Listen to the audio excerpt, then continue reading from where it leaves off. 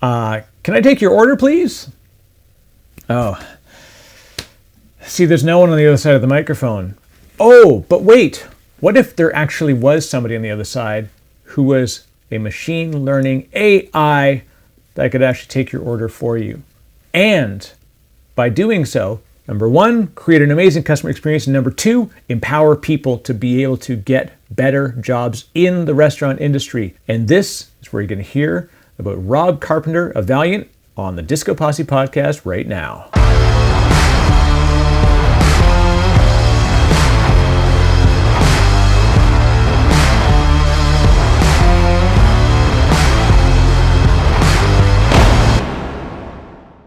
Hey crew, welcome back. My name is Eric Wright. I'm the host of your DiscoPosse podcast. I guess technically it's mine, but I don't know, I do it for you. So let's just jump right in. This is Rob Carpenter. He is the founder of Valyant AI. They are doing really, really cool stuff around enabling AI and machine learning in the current state of attack of go-to-market strategy. They're dealing with being able to do orders from the old school window. Yeah, hello, can I take an order? Yeah, sorry, what was that? Yeah, we know the experience. Imagine that you could make that experience better, not only for you as the customer, but also for the people on the other side of that window, because it's going to empower them to embrace this technology and do fantastic things with it. And we've actually seen great results. So this is a great conversation with Rob Carpenter. He also talks about his experience with the entrepreneurial organization and much more. I actually had a bit of a snafu in the midst of this, so I apologize. Sorry. Like my laptop just went belly up at some point about 3/4 of the way through. So the last 10 to 15 minutes, I'm actually doing it on my iPhone. So pardon the noise, but anyways, forget about the noise. Oh, actually, one more bit of noise. Can you do me a favor? Can you do that thing? Just hit that subscribe button if you want to see amazing conversations like this.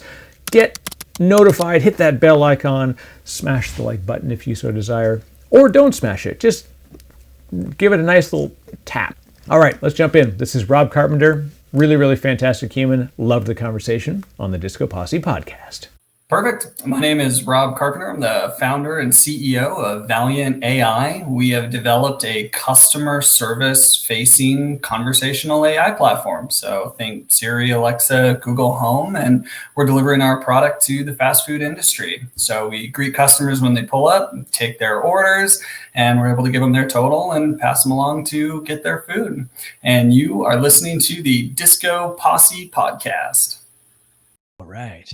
I feel like I should have for this one, I should have your platform introduce us, Rob, because first of all, I've listened to a lot of content. So I am excited by what we're about to discuss. This is something that's near and dear to a space of study that I've been in and looking more around the business side of it. And the idea of conversational AI, I've been lucky enough to have a lot of great folks on the show who are in the space, and it's so exciting. It brings interesting emotions when we talk about the advantages and what the potential displacements are. So there's a lot of really good stuff that I'm going to love hearing from you in your real first world and first person view of it. So before we get going, Rob, if you want to give yourself an intro for people that are new to you. Yeah, thank you. I appreciate it. So just new to me, I'm originally from Alaska. So grew up on the right on the Bering Sea at the top of the Aleutian chain. Probably one of the more random backgrounds you'll hear out of somebody. That is a first. Definitely a win. We literally had grizzly bears roaming around in our backyard, and we could go out and, fish from the bank and catch 20, 30, 40 pound king salmon. So it was a very interesting life. But, very early on, I really had a big interest towards entrepreneurship and starting businesses. I just kind of looked at, hey, the people that are living the life that I want to live, other than astronauts, what did they do? And almost every one of them were entrepreneurs, people that had built and founded companies. So I read Rich Dad, Poor Dad and started to kind of get an idea of, how a different part of society worked that I didn't fully understand, and ended up getting an undergrad degree in entrepreneurship, ended up in 2010 out in Denver, Colorado, got an MBA with a specialization in enterprise technology management, founded a mobile application development company, did my first M&A transaction ever, acquiring a company in India. Took a year, and we literally run into problems because we were using the wrong type of ink on our paperwork. So it was a tremendous learning opportunity. Yeah. Grew that company to 7 figures in revenue. But like anybody listening to this podcast, I mean, service-based businesses are just really hard. You are constantly out hunting and killing, and you're only as good as your current project portfolio that you have. And it was exhausting. And so when I ultimately came up with the idea for Valyant AI, I was just really excited to transition into a product-based business. And so I've been running this company now for 5 years since making that transition. Wow. And this is a great place to start, Rob, because by the time you can say what you're doing, you have to have been doing it for a while. When you're in the product world, especially one that's in the area of AI, and you've chosen your specific targeted customer niche, which is the right thing to do, because too many people you can get big eyes at the buffet, as they say. It's very easy to think of too many use cases. But 5 years in now, when was kind of the first time you felt like you could really go to the world and say, we're here? Like, this is something that takes a while to develop to even get to that MVP kind of customer ready environment, right? I mean, you talk to anybody that's in the conversational AI space, and there's like a little bit of puffing your chest for a few minutes. Then there's a little bit of like actual bonding, and within 20 minutes, you're in a therapy session. It's amazing how quickly you end up in that space. It's hard, and I think we've been at it, like I said, for 5 years. We've seen a lot of companies come and go. We've had our own like serious kind of soul searching. Do we need to look after another industry? And I think conversational AI and maybe to some degree AI in general is just so hard, because you can do proof of concepts or really simple demos fairly quickly. Like, I mean, literally in a weekend, you could put a demo together. But then when you actually try to bring a product to market, it is just crushingly and painfully hard to get to a true, fully functional, especially for what we're trying to do. I mean, we're trying to emulate an employee, right? I mean, it's hard enough to get Google Home to understand my wife when she asks for a music request, let alone something that's as capable as a human. So when did I think we were going to be there? I mean, at any point you ask me, I'm like, we're 3 months away. Man, we are so close, just another 3 months, and then another 3 months, and then another 3 months. And a painful statement that has always stuck out in my mind, it was either the CTO or the CEO of SoundHound said it takes 3 years to realize you're 10 years away. And so I desperately hope we're not 10 years away. Now, we are in market. We have a product. We are, automating orders today. But like anybody in the AI space, we do have human in the loop backup support. And so the question really is, how fast can we reduce the reliance on those humans in the loop and get to a point where it is just pure AI without any outside support? This is the real interesting thing. And when we talk about what it is that you're doing, it's an experience that will be viscerally understood by people, because they're going to know what it's like being on the other side of that little box. So Rob, if you want, let's give a bit of a walkthrough of what Valiant's doing and where your first customer use cases are.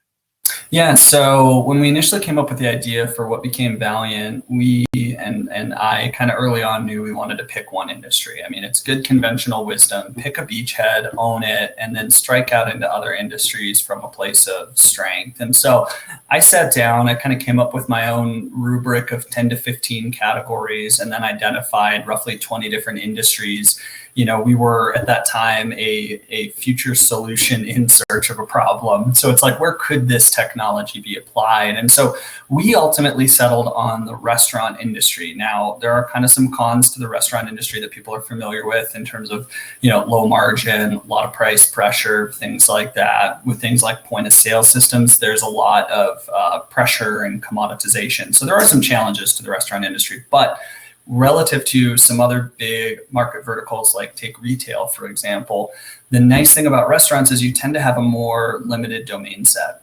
especially as you look at quick serve restaurants or fast food.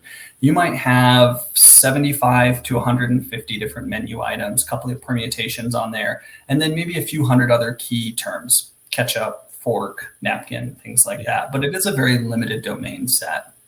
And although I don't always agree with everything Kai-Fu Lee says, if you read his book, AI Superpowers, he talks a lot about the importance of kind of a vertical integration approach, at least in these early stages of AI.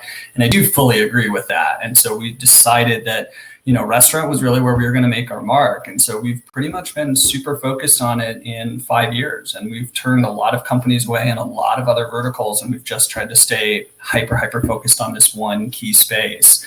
And then for us specifically, what we look at, where we see the most demand from the market is around drive-thru automation. So there was interest prior to COVID, but over the year and a half of the kind of first round of COVID, drive-thru became one of the most important areas inside of the entire U.S. restaurant industry. And you're talking an $865 billion per year market. A lot of the quick serve restaurants we talked to, they were up 30% year over year. So you look at how painful it's been for sit down, high end, fast casual. Those restaurants all suffered under COVID. Fast food boomed. I mean, they did huge business, and 90 to 95% of that business was done through drive-thru. So it was a just serendipitous place for us to be, having 3 years of kind of wind at our back at the point that all this came about. And I was on a call this morning with a restaurant operator, and they're already seeing another big surge in terms of demand for drive-thru as we go into kind of the Delta variant of COVID. So we hyper-focus on that one specific use case. We manufacture our own hardware. We stick it inside the restaurant. It hooks into the technology that the employees use for their headsets to talk to the customers in the drive-thru. We currently process everything in the cloud. The goal would be in a year to move towards edge computing, so we can do everything on site even when the internet goes down. And then we have our own proprietary speech-to-text engine, NLP engine, and then what I refer to as the natural language generator, or just kind of more vaguely just the logic engine. It's kind of the common sense brains of the system. So we've developed all those systems in-house to specifically address this one use case. There's so much good stuff. I could do an hour on each subset. I'll leave it to you. So first of all, just the fact that we refer to QSR, I love this, quick serve restaurants, because fast food is like a pejorative at this point. So, because you just think of just negative connotation of food, but as an industry, like you said, the addressable market is fantastically huge, especially now that people are moving to this idea. They want to get out of their house, but they don't want to be sitting in a restaurant in a risk situation. So it's kind of a really good mix. But quick serve restaurants, like you said, they've got a specific target, and it's a very repeatable thing. Mm-hmm. And the first thing that I think of, and I know people are listening and thinking, isn't this going to get rid of somebody wearing that headset? And that's why I want you to allay those fears, because I know a lot of my own reasoning that I do not believe that. But Rob, firsthand, you're in this. Yeah, that's got to be I'll say a common, if not a top objection when you talk about the value of what you can do with Valiant. And for whatever it's worth, interestingly, when we talk to end customers, employees, the brands, none of them bring it up. They're generally not worried about it. It tends to be all of the media interviews, and it's about 100% that it comes up. So I'm glad we're addressing it right out of the gate, because it is a very important topic for us to touch base on. So Specifically, what we're talking about right now is labor repurposing. So the person that's in that order taker position, and this was something that I learned along the way, 90% of all QSR restaurants across the country, that order taker is also doing sometimes 3 or 4 additional jobs to order taking. So it's not a dedicated position. So really what we're doing is we are automating a task, and that task may take that order taker 50% of their time, but they still have to process payment. They still need to fill up soft drinks. They still need to clean up after spills. They're being pulled in multiple different directions simultaneously. We talked to one, I'd say a top 7 QSR brand, and their order taker on average is doing 5 jobs. And so the critical thing for them is like, we just need to automate this task because that person's life is really hard. Turnover is really high, and there are only certain subsets of their employees that they can even put into that position. So it's a really critical challenge for them to figure out how to like backstop all those employees and just make their lives better. That, I think, is a kind of microeconomic view of the situation. If you also step back and look macroeconomically at the service and specifically restaurant industry, there's 1.4 million unfilled positions in the United States today. So even if we were taking a whole position, which we're not, it's just task automation, there's still not even the people to do those jobs. I mean, you go anywhere and you're going to see help wanted signs on pretty much every single business. Look at the airline industry, especially as our economy was starting to recover over the summer. It was a nightmare. I mean, look at Spirit Airlines, right? I mean, those guys practically went bankrupt because they had to cancel like 3 weeks worth of flights because they just literally didn't have people to work. Yeah. Alaska Airlines, they're near and dear to my heart. They were forcing executives in Seattle to go out and do baggage handling work on the tarmac. Executives, you're talking like VPs of marketing or chief operating officers hauling luggage, because the labor shortage was so acute for them. So we're really helping these restaurants because they cannot find the labor. And on average within the industry, turnover is 150 to 300% per year. So you have a really hard time finding somebody. When you can find someone, you're refilling that position 1 to 3 times per year. And if they do stick, that person's being asked to handle 5 different jobs simultaneously. And that is a perfect application of AI, or more generally robotics. When you don't have enough people to go around, the job is monotonous, it's dangerous, it's boring. Automate it. Let humans focus on the things they're better at than doing something that is just a repetitive task over and over and over again. There you go, folks. That's perfect. This is, as number one, you've affirmed my belief in that we are not removing roles. We are in fact elevating people into more opportune roles. And I love that, such perfect examples, and thank you for bringing numbers to it as well. Like we can see the impact there. It's frightening, right? People think of this idea that we're, that, like, of course, last night as we're recording this, the news hit that we're creating the Tesla bots. And so immediately there's this thought, somehow that Elon is looking to get rid of the citizens of Earth and replace them all with robots. And,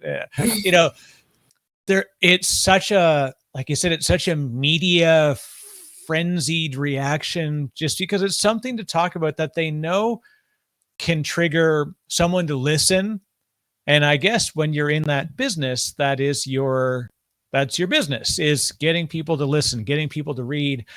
And these kind of tropes are so easy to latch onto. But like you said, when it comes down to it, the people who you're talking to that are going to use these systems in their own environment that they're working in, they're like, thank you, Rob, bring it on. Yeah. And I think too, we got to get a little more nuanced with things as well, because innovation has always been part of human society. It's, woven into the fabric of the American psyche. What we need to be concerned about, which is why I think this question is important and we should talk about it, is the pace of innovation. If we look and we step back and we say 100 years ago, turn of the last century, something like 95% of the entire US labor force was involved in the agrarian industry. And I don't know about you, but I really love going into my office and sitting at my quiet desk with a warm cup of coffee, or playing ping pong with my team, or grabbing a beer for a happy hour, versus being out and working with livestock, or, out picking vegetables. Not that there's anything wrong with those types of jobs, and it's obviously critical to our survival as a species. But if you look at where we are today, it's something like 1.3 or 1.4% of the entire US labor force is still involved in the agrarian industry. So we have more food than we've ever produced, in the history of human civilization. And we went from 95% of people involved in that to 1.5%. That is innovation. Innovation is not bad. That has made a lot of people's lives a lot better. I think where we have to get concerned, and I think this was maybe a bigger fear 5 years ago, but it's just the pace of innovation too quick, because there's a natural attrition of jobs every year and the creation of new jobs, right? Like 20 years ago, who would have thought social media manager would be such a critical position? And now it is, right? So like that's innovation. If the pace of innovation is too fast, that's when it creates problems, because then you're losing too much of the workforce before you can replace it with new jobs. And I think that big fear does come down to some element of conversational AI, automating service-based work and white-collar jobs. And then I think the other big part of it was everything going on with like self-driving cars, for example, right? Like, because truck driving, that's the #1 profession in 26 states in the United States. So if all that gets automated and then all customer service work gets automated, that's a big problem. But going back to the Tesla bot and what we've seen over the last 5 years in these kind of AI updates of where's self-driving, we're still not even at level 4. So things that we thought would be easy, Elon Musk was promising we would have it in 2017, still aren't even really ready in much of a real way for a beta consumption. And so I think that's maybe alleviated some of those concerns. Are these things coming? Yeah, absolutely. Will there be self-driving cars in a decade? Without a doubt. But by stretching out the timeline for innovation, I'm actually significantly less concerned now, because yes, jobs will be destroyed, but then new jobs are going to be created while we wait for things like self-driving car to hit level 5 and actually be able to work in a place like Alaska where there's snow everywhere and there's nothing really tangible for the cameras and the LiDAR to really play off of. So we'll get there. It's going to stretch out a lot more than we thought it would 5 years ago. And that's going to give us plenty of time, I think, to replace those jobs with new jobs. Well, and in a way, you bring an interesting point, I think. Isn't the fact that we talk about the potential innovation, it becomes an antibody to the removal of value of the current human counterparts that are doing this stuff. The fact that we have these discussions and we talk about the potential, the reach, the specific areas that we're aiming for, that we're not there yet, it gives the industry and humans a chance to kind of go, if this is coming, we better start to innovate processes and companies and the way that we work. Like I've never known anybody that automated themselves out of a job. They've automated themselves into a better opportunity almost every time. There are very certainly some specific roles that, like mechanical, robotic process automation, that type of stuff did replace some things. But again, like if we looked at the numbers, it's such a small portion of the global industry. And the ones that it is, in fact, it was literally killing people to do this work. Like This is stuff that shouldn't have been done by humans. We just had no choice because there was we weren't born with the machines.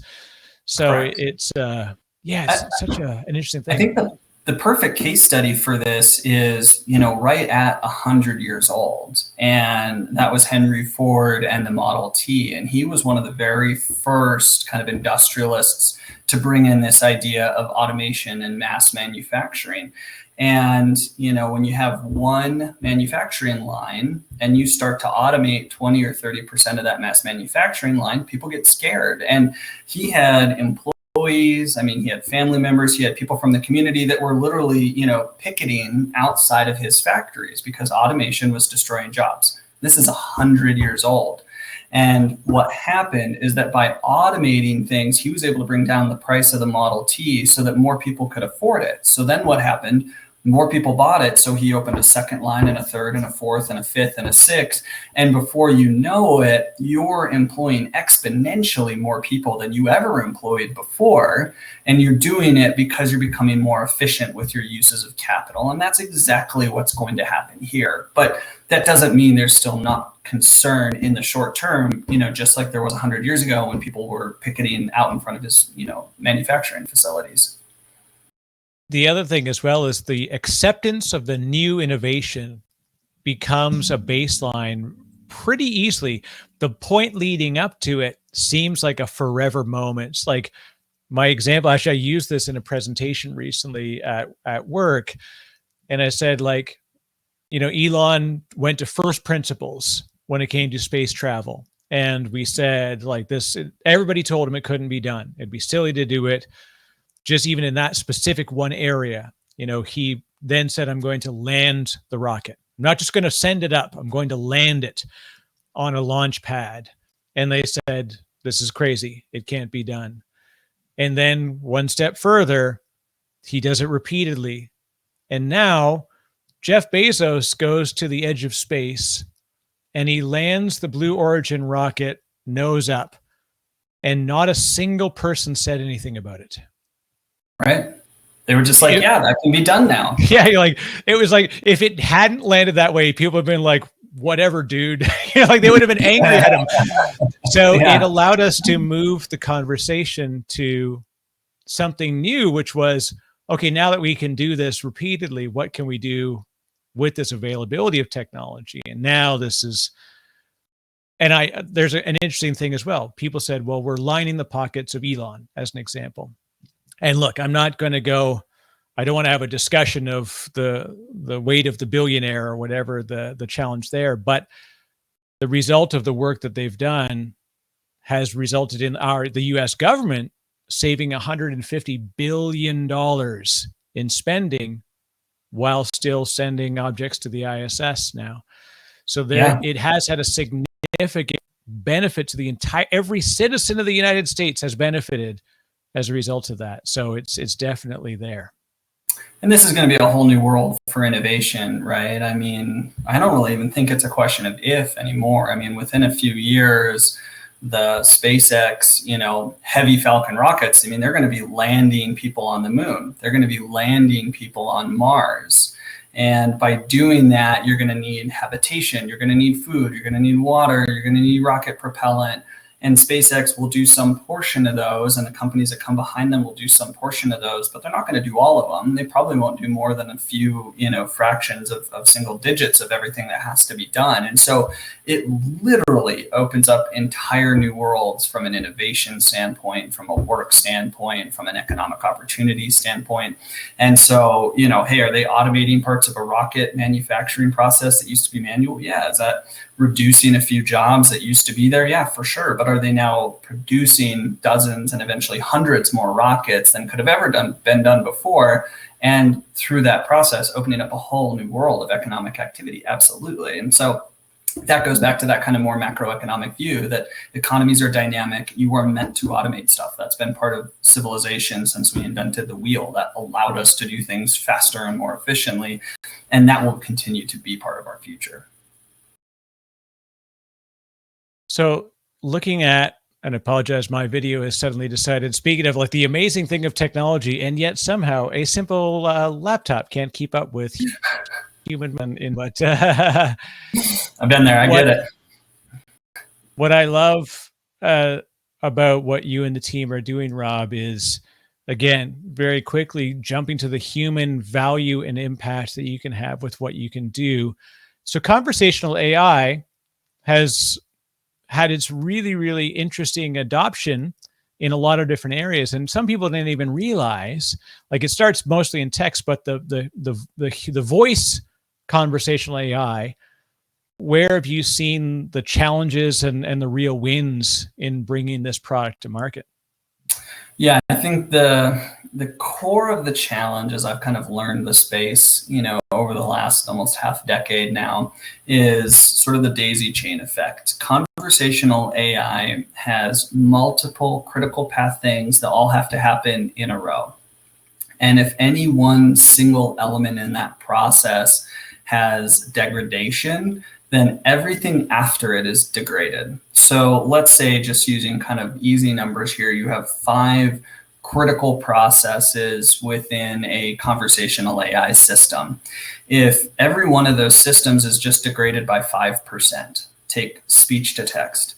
If you had a speech to text engine that was 95% accurate, you were talking about a world-class product at that point. But you still have 5% degradation from 100. If you have 4 things after that for a total of 5, and each one is 95% accurate, you're still talking about an end result that's wrong 25% of the time. So you have to have every single one of these elements operating at 98, 99, 99.5% accurate so that you can achieve something like 90% total, success of orders in our case over the course of the entire interaction. And so that's the extremely hard problem. Is it's none of it can be just good or good enough. Literally every one of your core elements basically has to be world-class or close to world-class to get to a point where you are automating the vast majority of the orders that flow through a system. So that, I think, in a nutshell, is the hardest part of building a conversational AI platform. Yeah, and this is the challenge. Like you said, the demos are easy to spin up. When it goes well, it's easy to get to a very simple MVP. Yeah. But I'll go back, if anybody's watched Silicon Valley, it was sort of a famous thing when he comes up with this visual, we can take pictures of food and I can show you what the food is. And he takes a picture of the hot dog and he says hot dog. And they're like, yeah, we did it. And then the next one is not hot dog. And so if it works, it works well. But then very quickly, the edge cases become core use cases, especially in conversation, because it's such a nuanced thing to deal with. Yeah, it's the entire product is edge cases. There really is no happy path in these types of environments where we've seen the most customer-facing conversational AI adoption is when it's really like limited turn or just one, meaning you ask Alexa a question and it answers and you're done. And I mean, for those guys, their perspective on kind of world-class is they can do like sort of one round of context follow-up. Our average interaction with the customer has a minimum of 10. And we can have some that are 20 or 30 in terms of asking, and carrying on a more true type of conversation of what you would expect from an employee. And so you have to carry the context through from all of that. You have to carry the nuance through from every one of those. Every single time you request a new response from the customer, you are opening yourself up to an edge case because they might say something like, nah, you and I, we understand nah. That means no. But let's say simultaneously the customer said that kind of quiet, or their car radio was on, or like we had last week, there was a leaf blower in the background. And suddenly when speech to text tries to transcribe nah, that comes back as yeah. So you have in one moment completely inverted what the customer said. And you might be 15 turns into a conversation and the AI is 100% accurate. You miss one small word, and now suddenly you may have failed the entire interaction of that conversation and taken the conversation off of a cliff, basically. So it's an entire business of edge cases, and the cliffs surrounding the start and end of the conversation are steep and painful if you don't get what the customer is saying perfectly correct. Hi, sorry, I have to apologize, Rob, for whatever reason. I've had a technical snafu at home here, and it looks like no problem. My laptop's in really rough shape for some reason. Now, is this still okay for you? Yeah, no, if we want to keep rolling, I'm good like this, as long as I make sure I got some power supply here. I remember I was saying in the beginning, I'm like, I've never had to edit. Oh, it always happens. The more you stress that I never have to edit, something goes wrong and I have to edit. So Murphy's Law, right? It'll get you. That's it. But let me plug in here, and then because I hate to cut off. We're on a good thread here. Yeah. So let me just pick this back up, because you brought up a really great point, and we talked about sort of the nuance of, even we say we all speak English, everybody, I shouldn't say even that. Just the fact, the arrogance that I would automatically go to. We all speak English. Like, one of the challenges is, yeah, we've got sort of dialect, we've got accents, nuances of the human language. To then add it to the fact that you're ordering things that are called like can I get a double foogly moogly? And like, this Yeah. is not even easy stuff to be able to translate, right? Nope. And that's still on the speech to text side. I mean, there's other things like, can I have the 2 for $4? It's like, okay, well, what's the logic that goes into that? You know, is there 2 chili dogs count for that? Is the 2 the price or the quantity? Is the 4 the price or the quantity? And so there's, you know, innumerable number of amalgamations of how these restaurants will package their food and their combos together, and allowing the system to intelligently understand the core basis or principles or rules in every one of those situations. And then in something like, can I have the 2 for $4? Basically, each of those words in there are super critical. And so if you just miss one word or mistranscribe it, it can wildly change the output of what the customer was actually intending to say to you. Well, and that's such a great example.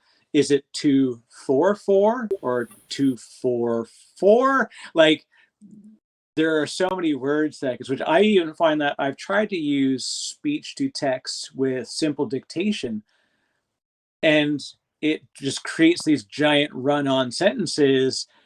And I often thought, like, isn't there's got to be some way, some shortcut that can be used to say, like, period, comma.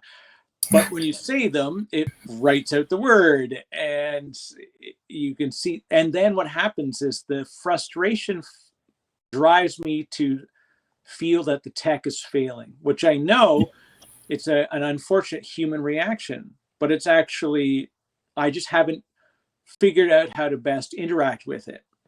Right. We are seeing, I will say, that element getting better. I think this job and building this company would have been so much harder, bordering on impossible, technology aside, a decade ago, purely from a customer psychology standpoint. You know, that was right around the time that we started seeing Siri, Alexa, and Google Home start to enter into the marketplace.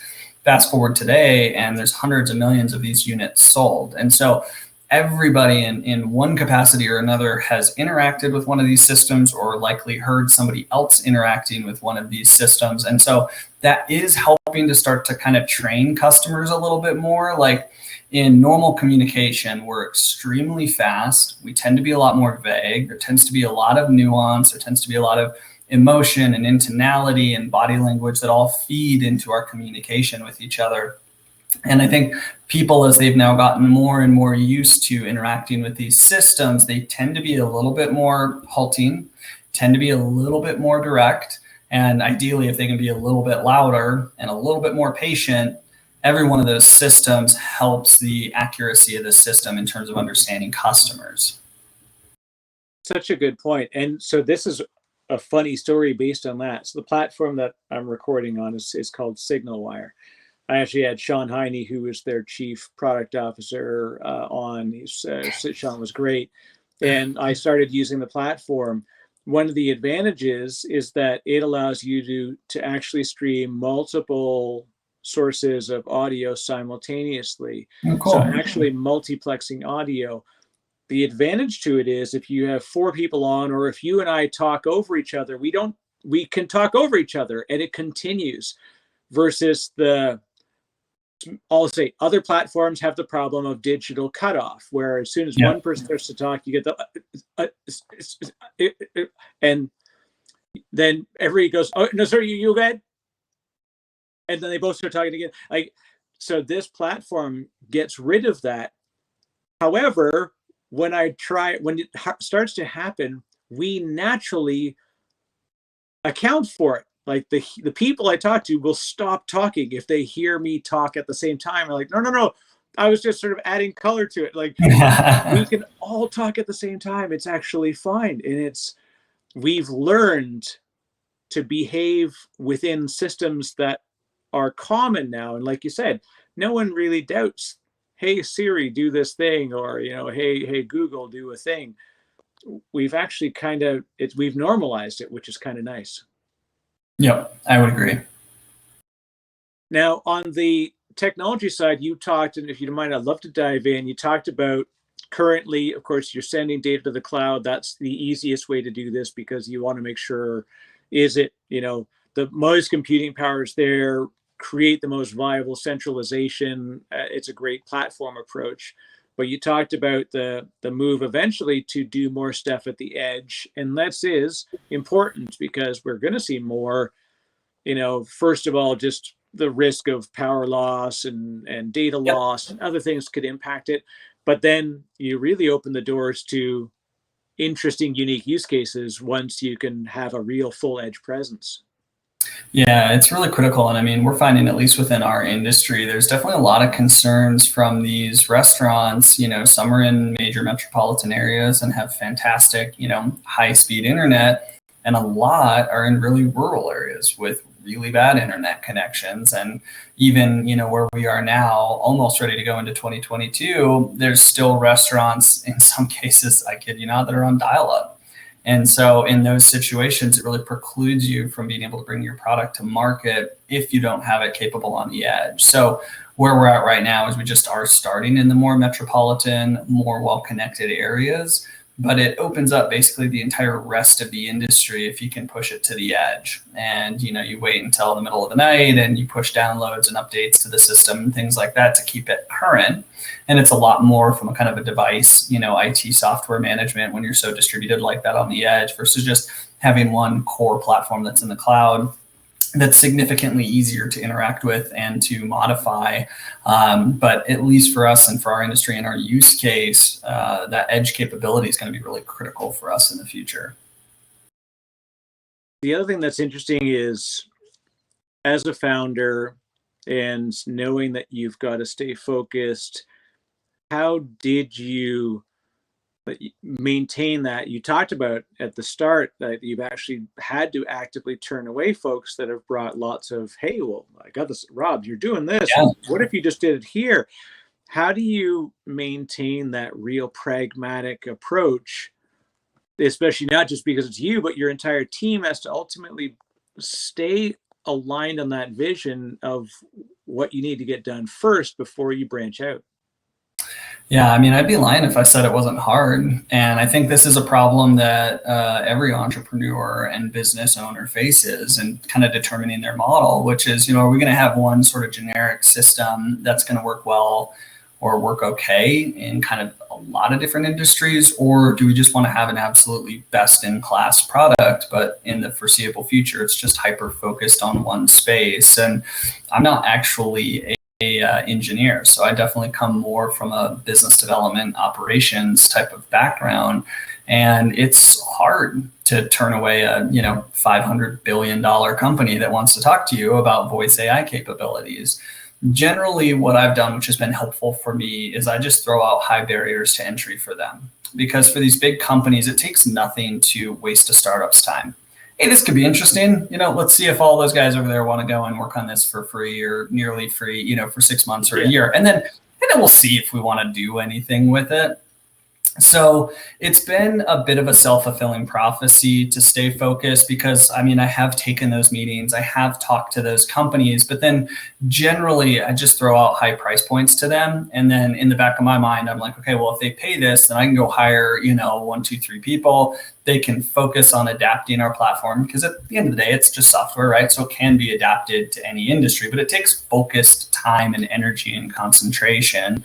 And in pretty much every one of those situations, then the companies come back and said like, okay, well, it's not that big of a priority for now. And it works out in that way. And it's a way where we're not rejecting them or leaving a bad feeling with them.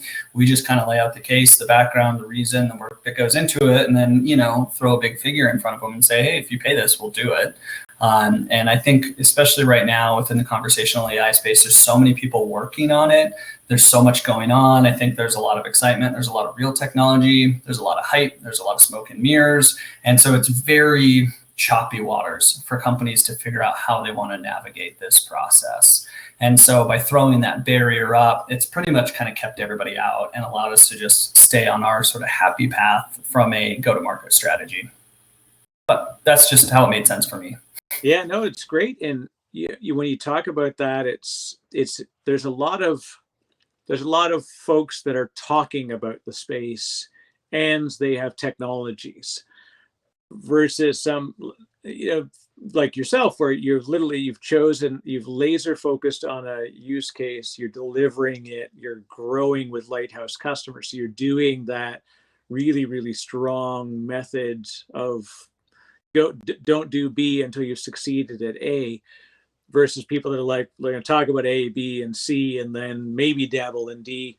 Right. But they can create a lot of noise for you. Like, I don't want to call it competition, but it also, like, how do you do noise reduction against that stuff? Because eventually your customers will be like, hey, Rob, some other people are approaching us, because of course you go to Google and you look up, Valiant, and the first thing that comes up is not Valiant, because somebody's buying ad space above you, which is the first sign you're doing well, is when people are buying ad space above you. So congratulations on that. I'll tell you what, ironically, we're in a situation right now where customers are not a problem for us. So it's been nice that we just really don't have to focus much energy there. I mean, basically everybody in the market wants this technology. And so I think we've done a nice job of sort of positioning ourselves out there. And so, as I look at the top 10 biggest brands, in the entire United States, we're talking to or working with half of them. And so these large organizations are finding their way to us. And that's been really helpful too, because then I'm not trying to work my way up through cold calls or introductions or other marketing efforts and having to kind of work my way up the chain, to somebody important that can actually make the decision and sign off on projects and determine to move forward. So I think that portion of it has been extremely healthy for us. But I might need to go look and see who's bidding against us and put some energy in there. The other thing is just like as a technology side, like it's very easy to look at the wonder of what's possible. And, as you go and you take on, like, adding new features or adding new customers, and you'll see the expansion into potential, like taking on this idea of moving more tech to the edge.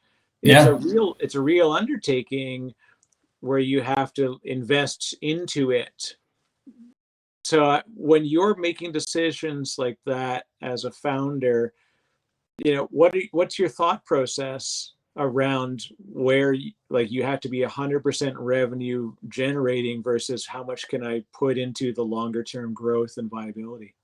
Yeah, I mean, I think, and I'm assuming here a little bit, but I don't think there's too many of us that are in this hardcore AI space, that are really trying to bust new pathways into markets that have never existed, that are hyper profitable, because it's just huge amounts of work and huge amounts of investment into the technology, and you have some level of just sort of carrying costs for every single customer. And so the more you can improve the platform, the more you can bring down those costs and improve your unit economics. And so something like Edge or hardware, those are decisions. I think bigger decisions are, for how long should I keep trying to drive towards perfection versus, focusing more on just trying to be profitable on a per unit basis. And I think, at least from my perspective, I really view conversational AI as a true, kind of customer service automation capability across dozens or hundreds of markets as a blue sky opportunity. So I would rather keep investing like crazy to get the product, as capable as possible, and then be able to push into as many additional spaces once we can transition out from a source of strength, versus just trying to dig in on the unit economics and staying smaller and trying to make each one of those locations just a little bit more profitable. So I think it's a land grab right now. A lot of different companies have, grabbed space in a lot of different industries. We have 3 to 4, I think, very real competitors that have good technology in our space that we're actively competing with to try to grab land in this space. And I think we will continue to see this at minimum for another 5 to 10 years. And then I would expect conversational AI to start going through a similar type of market consolidation that you've seen in a lot of the other industries prior to this. Yeah, and the interesting thing, of course, is because folks like you and I, we're a bit more aggressively focused on the competitor space. And in the end, there's such a huge consumer environment for this stuff. There really is. If you spend too much time focusing on the competitors, you get lost chasing them instead of chasing new business. And it's, so we always have to be mindful. But of course, the inner nerd in me is always like, oh, where are we technologically aligned with somebody? And, make sure I can always think about differentiation without being stuck on like, oh, they changed their messaging again. I gotta you can't be attached to folks that are in a parallel space too much. Yeah, I would agree. And I still think there's some challenges and some education for the market as well. We recently ran into a situation where a company in our space was telling potential customers like, hey, we're, 90% plus accurate. And they were just kind of leaving out that, but we have some people in the background that are fixing things, on the fly to help us get to that number. And so the customer wasn't quite as sophisticated enough to ask, and the other company didn't bring it up. And so there is still an element, I think, of kind of smoke and mirrors out there. This is a very unconsolidated, unstabilized market. It's a bit of the wild, wild west. There are no norms. There are no level systems to compare against. There are no, independent third parties to verify capabilities and stuff like that. And so we see companies, throwing out pretty stretched metrics, relative to what we see, both in terms of what state-of-the-art technology and when we test, what's their system actually capable of. And so that's been kind of an interesting process of bringing this product to market and kind of navigating against the sales and marketing that maybe sometimes are, somewhere between kind of disingenuous to just sort of, withholding information because the customer didn't know to ask.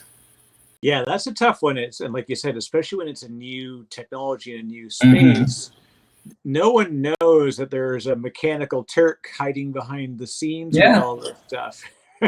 Yeah, and even look at, Google spends billions of dollars, developing their Google Home system. And I heard a number at one point that said they still have up to 30% of interactions being reviewed by a human.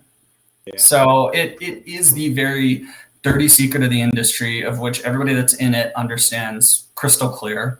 And those who don't understand it and who are trying to figure it out and who are trying to find a way to take advantage of this technology, I think often find maybe murky, kind of maybe feel like they were a little misled. And so I think there needs to be a lot more transparency, on our part and our as a technology group as we bring these technologies to market, to be real clear about where things work and where things don't work.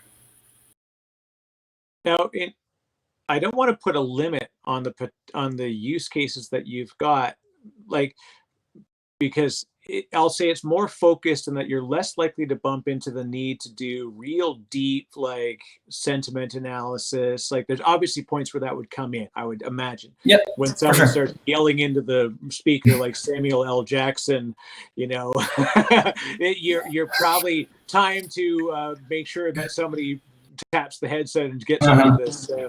But versus some of the the call center AIs, they're much more, I feel like I'm about to say it, they're much more challenging to implement because they're specifically going after doing stuff like continuous sentiment analysis to gauge the health of the call, because they've got a different long form conversation to attack.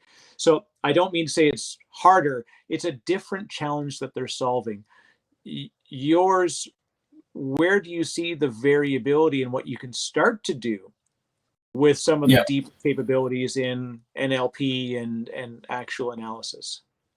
Yeah, I mean, again, going back to it, we were taking live conversations, and the vast majority of the conversations we are taking are being handled entirely by the AI. And it took us a long time to get there, but that is a very real product with very real capability. I do believe what we are doing is exponentially harder than something like sentiment analysis. That is extremely valuable. To those, companies' credits, they're probably making a lot more money than we are as we're trying to grind out this hard space. But think about it with that sentiment analysis example. If it doesn't work correctly in 1 to 10 cases, does anybody know? Does the end customer know? Do they care? Does the call center rep on the phone, do they know? Do they really care?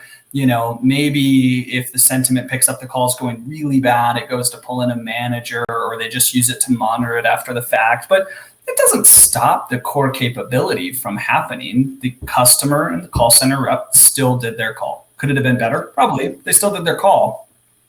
With what we're doing and with what other companies in our space are doing, if we miss something, the whole call goes off the rails, or theoretically can go off the rails if it's not recoverable, and it's front and center with the customer. So it would be more accurate to say that the call center person is actually an AI trying to carry on a conversation with the customer. That's much harder than just passively monitoring stuff and tagging it for data or analysis or flagging it to pull somebody in, because it doesn't fundamentally break the core product if it doesn't work. If we go off of one of our edge cases, it fundamentally breaks the product. Yeah, that's the interesting thing. And anybody would go through this. Like, just think about the last interaction they had with somebody through an order process at a quick serve restaurant. Yeah. And odds are the last thing you did, we as humans made a mistake doing the order, or like when they do the read, that's why they do the read back. And I love that it's like, do you want to, actually, no, let me go with number 2 instead of number 1. And then it's like, okay, we'll do that. Is there anything else we can help you with? Okay, what I've got for you now is X. And like that rapid validation, and the fact, like, there's so much that can go wrong in the seconds leading up to that. They'd be like, actually, I want number 2. No, not number 2, number 3. I mean, number 3. Yeah. Like, just writing those words down. Yeah, big deal. You transcribe it. That's basically a glorified but actually taking that and turning it into an order is responding intelligently in that situation. And maybe you could parse all of that and you got what you needed, but maybe you have to parse all of that and the customer was still ambiguous. We had a situation when we were working with a restaurant chain here in Denver called Good Times, where we were automating breakfast orders. And so we had one customer, I remember, came up and he was like, hey, could I have 6 sausage burritos? No, wait, actually I want 3 bacon burritos and then sausage burritos. And so it's like, do you want 9 burritos? Do you want 6 burritos? There's a lot of ambiguity in there. And so then the system also has to have context. And so that's an area where we see, the company spending billions of dollars and they're just scratching the surface of context. Yet for any company that's trying to do customer service automation where they're directly talking to a customer, you have to be able to manage a tremendous amount of ambiguity and related context and then try to respond, as we talked about early on with the daisy chain issue, perfectly every time. And you might have at minimum 10 turns back and forth. And all you need is just one of those to go wrong. And then the entire thing could be a failure. And so it's a very, painful and exacting process to get to a point where you have a product that is kind of widespread, adoptable, and scalable within the industry. It's an amazing time to be in this world, though, that we can do this, right? Like, to think of the technology that's enabled you to do this, and that you and the team have chosen to take it on and you're succeeding. Like, what a fantastic world, isn't it? Oh, I love it. I mean, I not to be kind of corny, but I still get goosebumps when I review sessions and it's just perfect all the way through, because I know how hard and painful and grueling that work has been to get to that point. And so when I can sit down and listen to a minute, 2 minute, 2.5 minute order, and everything flows perfectly throughout the entire order, it's like, oh my God, like it's live, like it's real, like it took us a long time, and like this is a product, it's such an exciting experience. And I couldn't be more excited to be in the AI space, because this is ultimately going to be the brains of everything, right? And I think I don't see it as much as I would like, but there should be a lot more coupling, I think, between robotics companies and AI companies. And if we go sort of full circle here back to the Tesla bot, there's, maybe 1 or 2 Nobel Prizes that'll be won by an engineering team that can actually pull off what Elon Musk talked about yesterday. But let's say that they do, it's still an extremely capable system that is going to be a paperweight unless it has the brain of an AI behind it. It has to know to be able to carry on conversations with people around it. If it's about to drop something on somebody and somebody says stop and yells it at the robot and they're in an echoey warehouse, it's got to pick that up perfectly the first time and do exactly what was requested. And customers, as we found, just because they're so ambiguous, they're not going to write a script for a robot to go and get their mail or go buy them, a gallon of milk, like Elon Musk talked about. Like, the system's going to have to be intelligent enough. Somebody's going to say, go get me milk.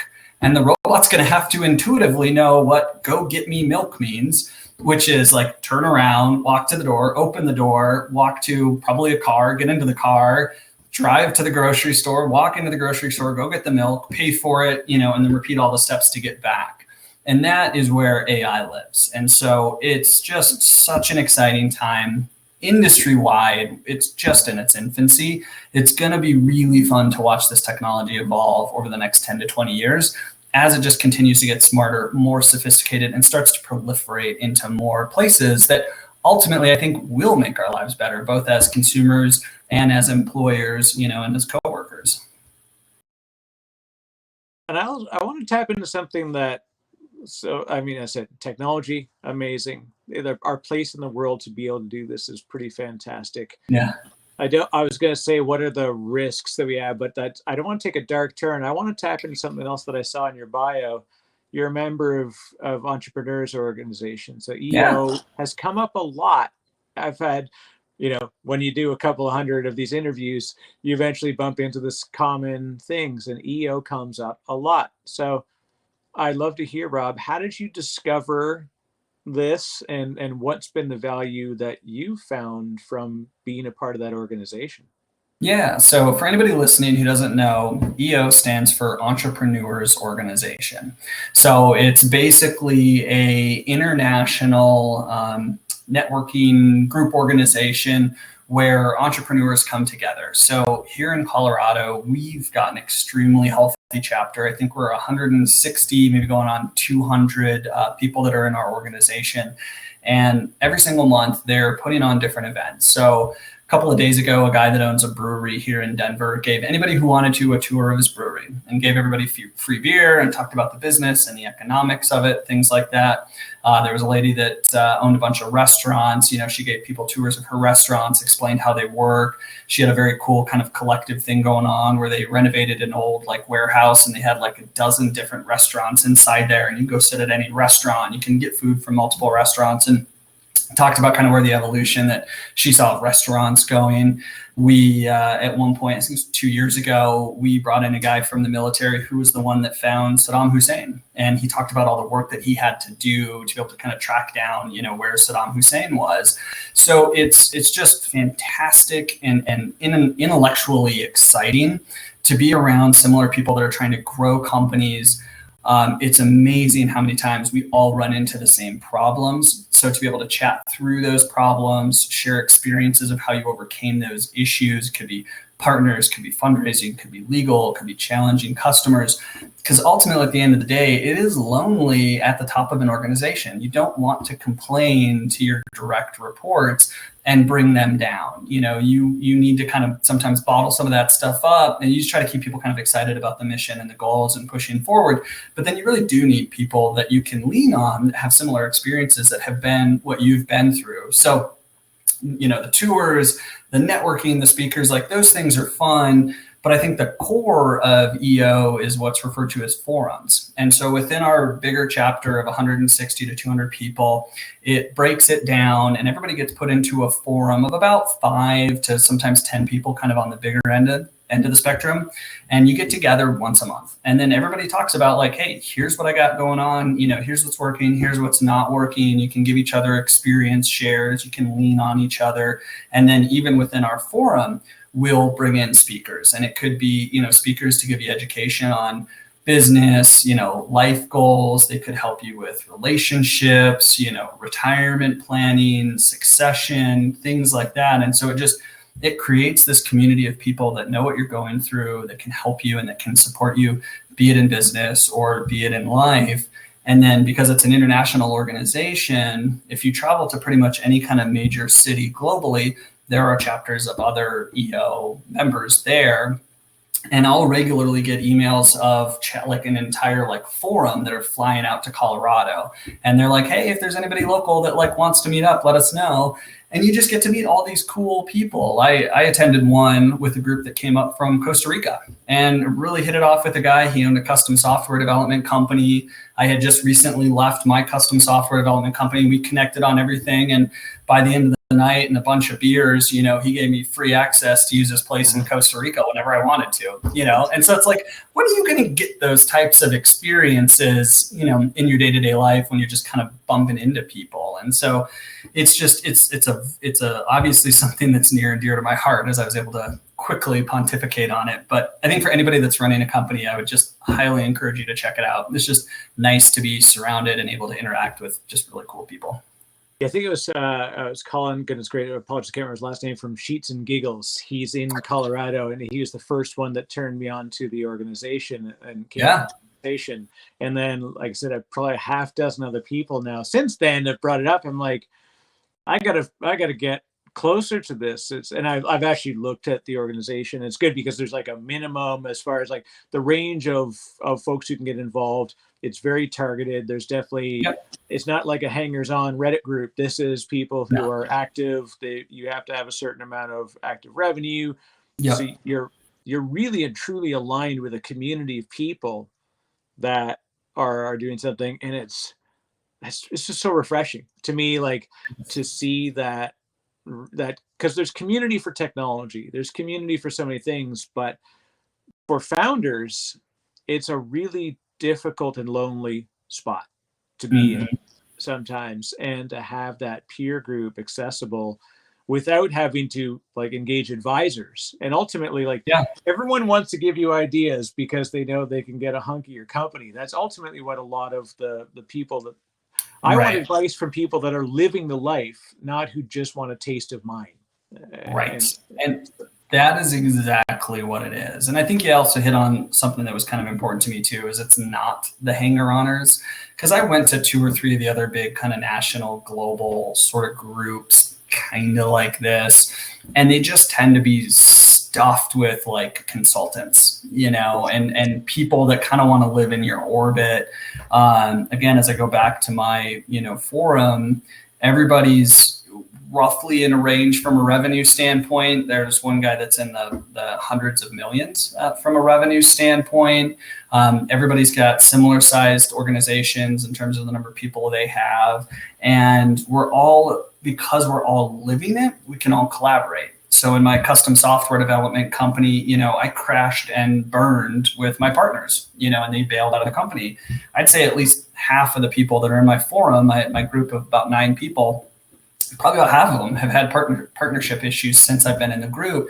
And that's a lot of experience that I can share. The one guy mentioned that's in the hundreds of millions from a revenue standpoint, he's able to give a tremendous amount of advice to us that aren't at that stage yet, that are still growing and building our companies, because he's done a lot of the things that we've done. We even have one guy in there that's a managing partner of one of the law firms. And he very kindly, will answer questions and give us some, at least sort of a direction of where to go from a legal standpoint and things like that. And so it's so helpful. And a lot of us, I'll find, we'll start forum and we'll just kind of feel like heavy and it's difficult, and by the time I'm done and we all go get dinner together after forum, I just feel like light and happy and just kind of rejuvenated again. So it's just sort of good for my soul anyways, to just be around really interesting and exciting people doing cool things. Yeah, because like you said, when you go to, meetups and just like general like events driven organizations, you tend to get a lot of people who are like, like they're entrepreneurs, and like, I'm not saying that one isn't right or one is better or whatever, but you don't want to be in a group where you're surrounded by people who just run Shopify stores. I know, as a guy who runs a Shopify store, I got a successful coffee business, but I don't have the same thing to bring to the group versus my experience in the advisory and entrepreneurial side. So yeah, you can see the cut line where.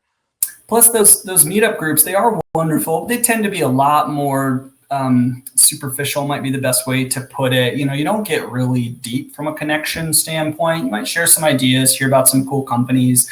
People come, people go. There's a lot of transience to it. For our forum, we've got real strict requirements on attendance, because we really believe that time together sort of builds bonds and builds connections.